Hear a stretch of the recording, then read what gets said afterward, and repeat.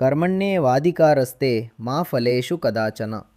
మా కర్మఫల హేతుర్భూర్మాతే సంగో అస్త్వ కర్మణి. మనం చేసే పనుల ఫలితాలపై ఆసక్తి అనాసక్తి చూపకుండా మన కర్తవ్యాలను నిజాయితీగా చెయ్యాలని ఈ భగవద్గీత శ్లోకం మనకు ఒక గొప్ప జీవిత సూత్రాన్ని నేర్పుతోంది.